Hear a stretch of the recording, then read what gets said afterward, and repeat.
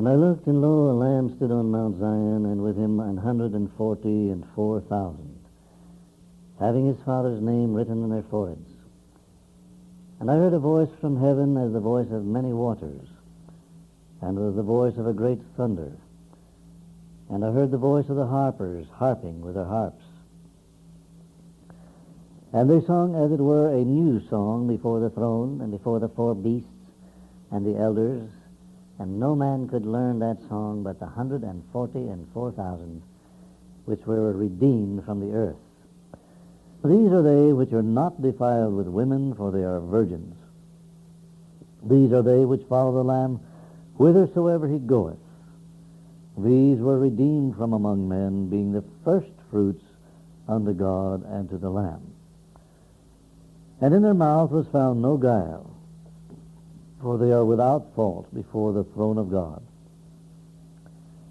And I saw another angel fly in the midst of heaven, having the everlasting gospel to preach unto them that dwell on the earth, and to every nation, and kindred, and tongue, and people, saying with a loud voice, Fear God, and give glory to him, for the hour of his judgment is come, and worship him that made heaven and earth, and the sea, and the fountains of waters. And there followed another angel, saying, Babylon is fallen, that great city, because she made all the nations drink of the wine of the wrath of her fornication. And the third angel followed them, saying with a loud voice, If any man worship the beast and his image, and receive his mark in his forehead or in his hand, the same shall drink the wine of the wrath of God, which is poured out without mixture into the cup of his indignation, and he shall be tormented with fire and brimstone in the presence of the holy angels and in the presence of the Lamb. And the smoke of their torment ascendeth up forever and ever.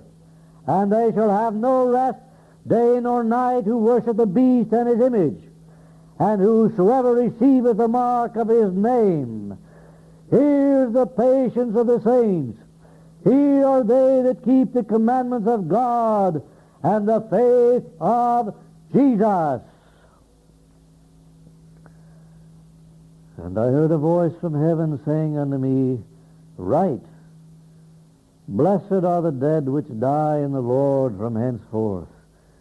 Yea, saith the Spirit, that they may rest from their labors, and their works do follow them. And I looked, and behold a white cloud, and upon the cloud one sat like unto the Son of Man, having on his head a golden crown, and in his hand a sharp sickle. And another angel came out of the temple, crying with a loud voice to him that sat on the cloud, Thrust in thy sickle and reap, for the time is come for thee to reap, for the harvest of the earth is ripe. And he that sat on the cloud thrust in his sickle on the earth, and the earth was reaped. And another angel came out of the temple which is in heaven, he also having a sharp sickle. And another angel came out from the altar, which had power over fire, and cried with a loud cry to him that had the sharp sickle, saying, Thrust in thy sharp sickle, and gather the clusters of the vine of the earth, for her grapes are fully ripe. And the angel thrust in his sickle into the earth, and gathered the vine of the earth, and cast it into the great winepress of the wrath of God. And the winepress was trodden without the city, and blood came out of the winepress, even unto the horse bridles, by the space of 1,600 furlongs.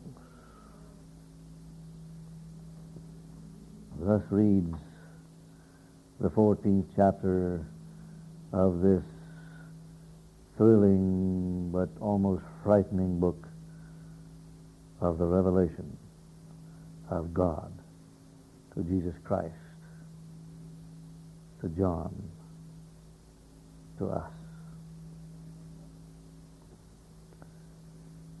Revelation 14. This is the last of the second sevens, the second 7 chapters of Revelation, divided so beautifully into these 3 sevens of chapters, plus 1, about heaven. The first 7 had to do with what is now past history from John's day through the very end, a sort of a preview, a resume of all history. The second 7 zeroes in on just the last period, the worst and most awful period of man's history, the tribulation period and its 7 tribulation trumpets. And it virtually ends with the 7th trumpet, the last trump announcing the coming of Christ. And we zero in a little closer to all the end-time events which occur upon the blowing of that last trumpet. Now, on this 14th chapter, the second 7, the end of the second 7 of chapters, we come to what is the grand finale. It really is a summary of the grand finale of events accompanying the second coming of Jesus Christ and the rapture of his saints.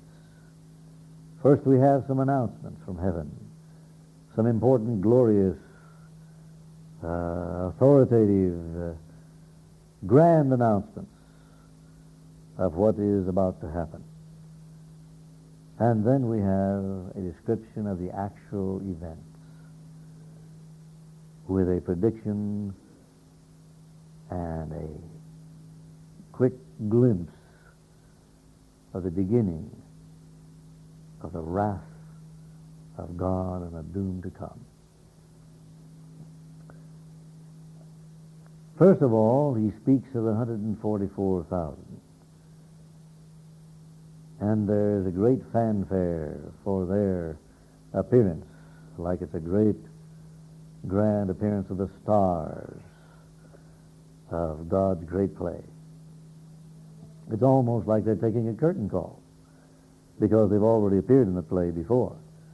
But here they appear with him in heaven, this time, not just on Mount Zion, Jerusalem, Israel, where they first got their start as the first Christians of the early church, the pioneers of this great, great family of God.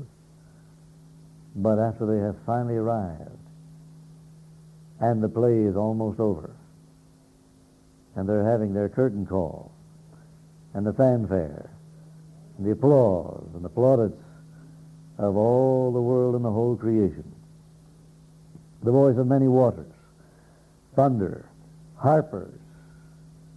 Wow, what a grand finale for any play, huh? And they sang a new song. They have a grand final number that they're going to sing as this particular scene closes on this grand, dramatic play of the Lord. Only it's not just a play, it really happens. And nobody else could sing that song except these who were the ones who bore the earliest and the heat of the day and the pioneering of the church. And they were all Jews, nearly all Jews, those who began the Church of Jesus Christ. Maybe some of you Jews didn't know that all the early Christians and all the early followers of Christ were Jews. They were even priests and Levites and rabbis, leaders of synagogues, many of the leaders of the people. Not all the Jews turned against Christ. Not all the Jews were guilty of his crucifixion. Nearly all of the first Christians were Jewish, just as the writers of the Bible were Jewish, the characters of the Old Testament. from the time of Jacob or Israel and Judah on down, they were Jewish. They were first called Jews by their enemies. It was a nickname, just like our enemies nicknamed us. They were the first to name us. And not all of their names were good. But our enemies were the first to call us really the children of God. And our enemies really first to call us the family of love. Well, I'd say we're both. We're not only the children of God and the family of love, but I'd like to combine the name, and I'd like for us to be known as the children of love. Because that is what we emphasize, is the love of God. Praise God. But from the time of Judah on, because Judah was the leading tribe, the tribe of the kings of Judah and Benjamin, the southern kingdom, after the division of the kingdom, when the 10 northern tribes split off and formed what was known as Israel. I wonder why they don't call themselves Judah instead of Israel, the modern land. Well, because Israel has a rather bad reputation as being pretty much rebels and a civil war against the kings of God and the city of the temple of God. The 10 so-called lost tribes of Israel, they were never lost. They were always there. They were in the captivity. They were in the return. You can read the list of them right there in the books of Ezra and Nehemiah. There were some representatives of all 12 tribes who were both captured and taken off to Babylon, and then later returned. The 10 tribes were never lost. That's a misnomer and a false interpretation, conception. They were always there. But because Judah was the tribe of the kings, it was more recognized by even their enemies. And therefore, they got the nickname from their own enemies as Jews, a name which they really don't like, because it has become a byword throughout the world, just as the Lord promised. He said, "Ye shall become a byword." And he said he would set his mark upon the face of the visage of Israel, so that they would be known throughout the world. And maybe it takes one to know one, but as my dear wife knows, I can almost always spot a Jew. And it takes a Jew to know a Jew. And that's why the Jewish media, who control nearly all the publicity and informational media of the world, the newspapers, magazines, books, radio, television, you name it, the works, they control it. They own it. They write it. So you only know what the Jews want you to know, and you only know what they want to tell you and show you, particularly in the Western world of today, the Western capitalist world. And I wouldn't be surprised if they run the communist world as well. They're that smart. They're going to get them together one of these days, after maybe they've wiped out a few people they don't want around. After all, there are too many Gentiles in the world, too many goys. Might as well get rid of a few of them so the Jews can really have control. So, the Jews control the media. You just see and hear what they want you to know. And they are more and more and more advocating the cause of the Jews and of Israel. And in the newspapers and on television in particular, they will so often very cleverly show you the picture or portrait or photo of the man they're talking about, so that their own Jews will know, if they can't tell by the name. So many of them change their names from Greenberg and Weinberg and Weinberger and all the rest of it, and Stein and all these things, which were obvious Jewish names, well-known Jewish names. Cohen and, well, I could name a long list. I used to have a book A great book praising the Jews of the world, famous Jews of the world, giving all their various names and Rothschild and all the rest.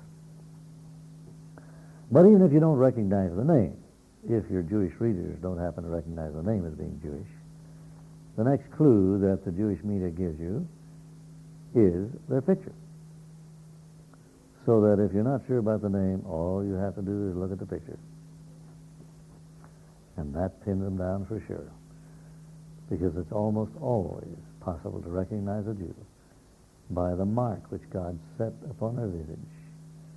I still can't seem to define exactly what it is. But it's something about the set of their eyes. It's not only the big hook nose as you see me have. It's not only this typically Jewish nose. But it's something about the set of our eyes and even our mouth sometimes. Just the way we look at you. Takes one to know one. And I can almost always spot them in their pictures in the paper. I had to laugh the other day when I was looking at all the leaders of the defense and the military establishment of the United States and NATO, and every single one of them Jewish, even some with Jewish names. Sometimes I even wonder about the President of the United States. Well, the last one I'm pretty sure wasn't. He was too much of a Southerner. He put a mark upon their face, their visage, that you might know them. And he said they would become a byword throughout all the earth. And so they have earned the nickname Jew, a byword throughout all the world, until many modern Jews do not even want to be known as Jews. I know many Jews in the United States of America who have ceased going to any kind of Jewish synagogue, ceased going to any kind of Jewish place of worship at all. Some have even joined the Catholic Church. After all, if they're going to join a Christian church and pretend to be Christians, they might as well join the biggest one. So they usually join the Catholic Church. And then they do not even tell their children that they are Jews, so that that knowledge, that fact will be lost to their progeny, to their ancestors, to those who follow them. They don't want their children to know that they were Jewish. So there are many, many young Jews in the world today, even middle-aged Jews, who don't know that they are Jewish. But all you have to do for me is just give me one look at them, and I can tell you. If they don't know it enough to look in the mirror and see they're Jewish, if they don't know by their own name, well, ask me. Send me their picture, and I'll tell you. I'd say just about at least 90% of the time, 9 out of 10, I can spot them. And you'd be amazed how many of the leaders of the Western world are Jewish and as Jewish as they can be. And so they signal to each other, aha, keep your eye on this man, vote for this man, approve of this man, do what he says. Because, see, look at his name, he's Jewish. Or if you can tell by his name, look at his picture, he's Jewish. Very clever.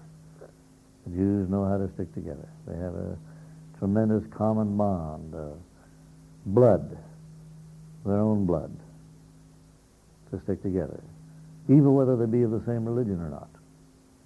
Many Jews have become Christians, nominally, joined big churches, Catholic Church and so on, pretended to be Christians to escape the stigma and the curse of being Jewish and the approbation of their fellows, so you will know they're Jewish. And many never tell their children.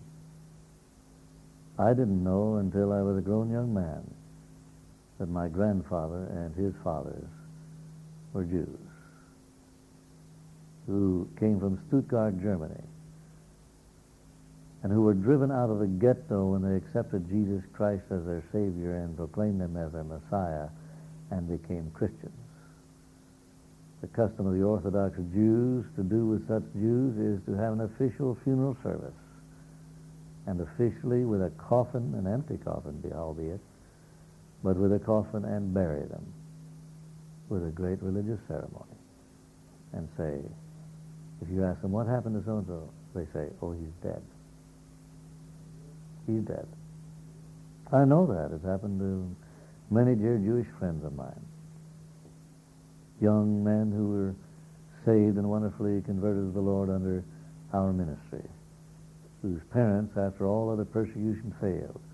Sometimes they came right into the Christian churches where they were worshiping. I know one a young man, Abe Schneider, in Los Angeles, his mother and two brothers came and beat him up right before the whole congregation for becoming a Christian. But when she finally could not persuade him to renounce his faith in Jesus Christ by any means whatsoever, the family decided on the final last straw, an official burial service, a funeral with a coffin, in which they literally buried him in a grave, and I mean his empty coffin, and said he was dead, he was gone. Unwilling to admit that he had been converted to Christianity, they would then never admit to themselves, nor their relatives, nor their friends, that he had been converted. When he disappeared, because he disappeared into Christianity amongst Christians and the fellowship of the Christian faith, they just said, he's dead. He's gone, he's dead.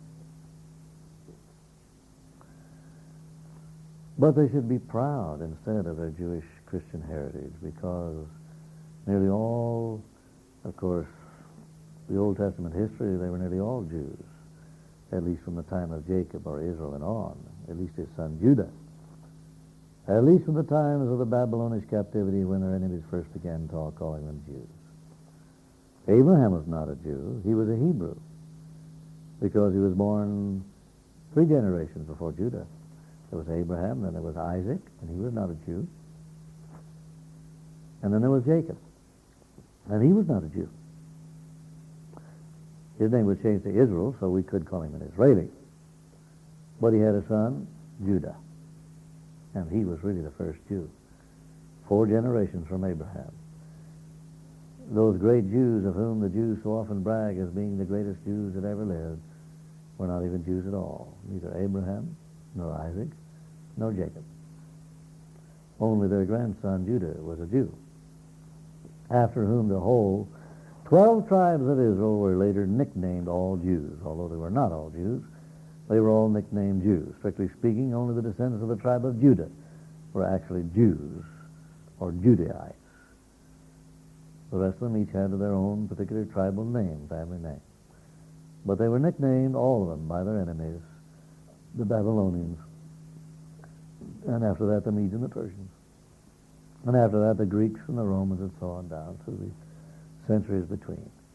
They have been called Jews, until many of them have accepted that name. Many of them have even been proud to carry the name of Jew, particularly the ultra-Orthodox religious.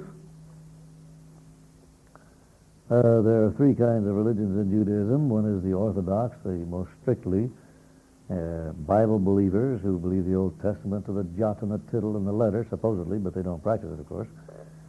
They claim to, but they don't. They practice more of the Talmud, which is a Jewish commentary of the rabbis on the Scriptures. Then, at the opposite end of the stick are the Reformed Jews, which I've told you about before, who meet in buildings that look like Christian churches. And they have services very much modeled after the Christian services with choirs and the sermon and so on. They even preach Jesus and talk about Jesus as being a great rabbi, a great teacher, a great Jewish prophet, but not the Son of God. And there are the in-between Jews, the conservative Jews, who are sort of partly Orthodox and partly Reformed, a kind of a happy medium in between. I have attended Jewish synagogue services on Yom Kippur and the various great holy days and high and holy days of the Jewish year in many kinds of synagogues, both Reformed and conservative, and the Orthodox, and in none of these did I find the true Jewish faith of the Old Testament being practiced, although they claim it. But all of the early Christians, all the Old Testament prophets from the days of Judah on down were Jews. The kings were Jews. Well, strictly speaking, a lot of them weren't. Those of the northern kingdom of 10 tribes of Israel were not Jews. Just those of Judah and Benjamin, of the descendants of David, were truly Jews. And on down to the very coming of the greatest Jew of all, Jesus Christ, the Messiah. Yeshua HaMashiach. Ik ben een Jiddische man met een Jiddische hart. Und der Gleiben der Jiddische Mashiach.